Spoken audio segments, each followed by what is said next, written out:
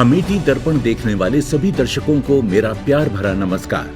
साथियों, आज हम फिर आपके समक्ष हाजिर हुए हैं एक रोचक व महत्वपूर्ण जानकारी के साथ। हरियाणा को गेहूं व धान के उत्पादन में अलग पहचान मिली है। हरियाणा को धान का कटोरा कहा जाता है। देश के कुल अन्न उत्पादन में हरियाणा ने 5% से अधिक का योगदान दिया है, लेकिन भूमि की घटती उर्वरा शक्ति, घटता भूजल स्तर, खाद्यान्नों में बढ़ते जहरीले रसायनों के अवशेषों के स्तर से बढ़ती हुई गंभीर बीमारियों ने सभी को चिंतित कर दिया है। अब सरकार व मेहनती किसानों ने इस समस्या से निकलने का रास्ता निकाला है और अब अपनाने लगे हैं खेती के प्राकृतिक तौर तरीके। सरकार ने शुरू किया है प्राकृतिक खेती को बढ़ावा देने के लिए राष्ट्रीय मिशन। प्राकृतिक खेती को अपनाने से घटने लगे हैं किसानों के खेती में खर्चे तथा बढ़ने लगी है उपज व आमदनी। आज हम ऐसे ही एक सफल किसान श्री सुनील रेड़ू, जो कि जिला जींद के गांव कंडेला में रहते हैं। 2017 से पहले वो 5 एकड़ में रासायनिक खेती करते थे और गेहूं व धान पैदा करने में काफी खर्च होता था। 2018 में इन्होंने अपनाई प्राकृतिक खेती। पद्मश्री अवार्डी श्री भारत भूषण त्यागी जी व कृषि विकास अधिकारी डॉक्टर सुभाष चंद्र से मिला मार्गदर्शन, कृषि एवं बागवानी विभाग से भी मिला सहयोग और किसान सुनील ने अपनाए कृषि में नए नए नवाचार।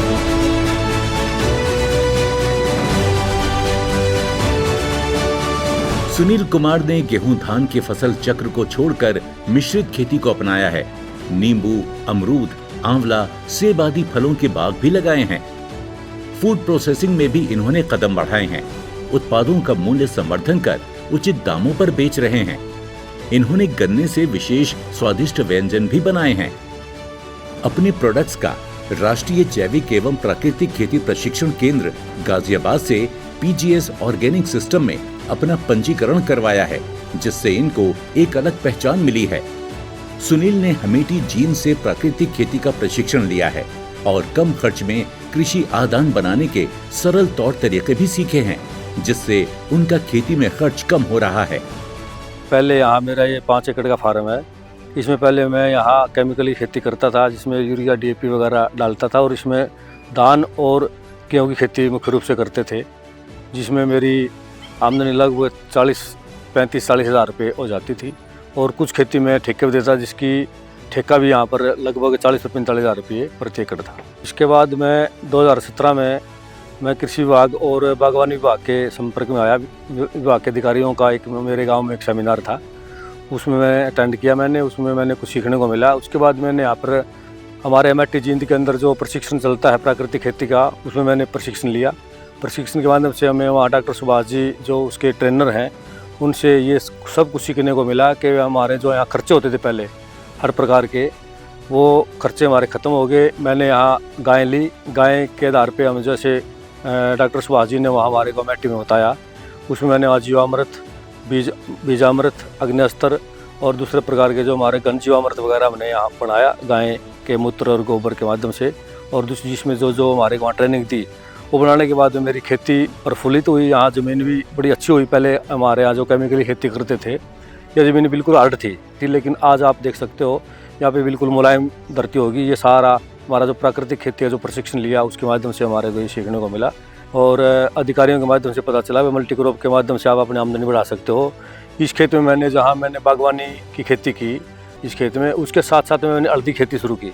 हल्दी के साथ में मैंने लहसुन लिया और जहाँ लहसुन लिया वहाँ हल्दी की मैंने प्रोसेसिंग की। और जब मेरे पास नींबू तैयार हो गया, तो नींबू को बाज़ार में बेचने के बजाय मैंने नींबू का चार डलवाया और नींबू का एपेटाइज़र बनवाया। नींबू के दूसरे जो प्रोडक्ट खेती में काम आने वाले जो जाइम वगैरह थे, वो भी हमने डॉक्टर सुभाष जी से और प्राकृतिक खेती के जो वहाँ ट्रेनर हैं अपने जींद में टीम, उनके माध्यम से सीखने का मौका मिला। और जिससे हमारा जो आमदनी थी वो 4 गुना 5 गुना तक होगी। मधुमक्खी के छत्ते रखने के बाद में हमारे पास शहद भी हो गया और मधुमक्खी के माध्यम से जो फूलों के ऊपर जो फ्रूट की क्वालिटी जो आई, वो भी बड़ी अच्छी हमें मिली। यहाँ पर जींद ऑर्गेनिक प्रोड्यूसर कंपनी के नाम से हमने किसानों का एक समूह बनाया, जो पूरे जिला के अंदर काम करते हैं। इसमें हमने अलग अलग प्रकार के किसान जोड़े। इसमें मुख्य रूप से शहद की खेती करने वाले किसान और दूसरे फूड की खेती करने वाले किसान, अनाज की खेती करने वाले किसान और हमारे हॉर्टिकल्चर के किसान हमने जोड़े। इसके बाद हमने यहाँ एक एफपीओ बना करके हमने गन्ने के किसान भी जोड़े। उसके बाद में हमें अब गांव के अंदर हम FIG बनाने लग रहे हैं, जिसमें हमारे साथ कुल मिलाकर के गन्ने के किसानों के ऊपर हमने ध्यान केंद्रित किया है। गन्ने का किसान जो हम एक विशेष वैरायटी का गन्ना बिजाई करवाते हैं हमारे FPO के माध्यम से, और उसके बाद में हमारा कंडेला गांव में जहां अपना ये फार्म है उस पर भी हमने गन्ने के प्रोडक्ट में बनाते हैं। जैसे गन्ने का इसमें सिरका बनाते हैं, गन्ने की कुल्फ़ी बनाते हैं, गन्ने का जूस की हमने एक गाड़ी परचेज़ की है, वो पूरा FPO की है। हमारे गाँव के कंडेला गाँव के जो हमारा मेन रोड है, जो दखेड़ा की जो समाधि है उसके पास में हमने हमारी वो कैरेट लगती है, जिसमें जो भी हमारे प्रोडक्ट हमारे FPO के अंदर बनते हैं उसकी बिक्री करते हैं। इससे हमारे एक FPO का आमदनी बढ़ी है, जहाँ किसानों को जागरूक करने का मौका मिला।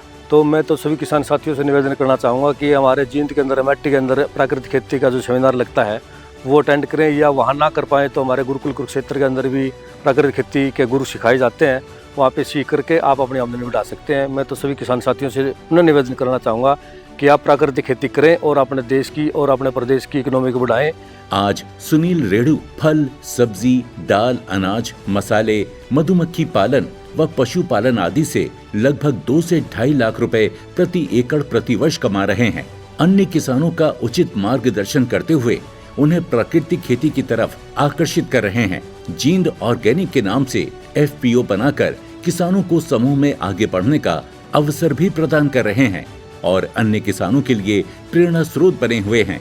जानकारियों का ये सिलसिला यूं ही बना रहे। आप देखते रहिए अमेठी दर्पण YouTube चैनल। नई जानकारी के साथ फिर हाजिर होंगे। जय हिंद।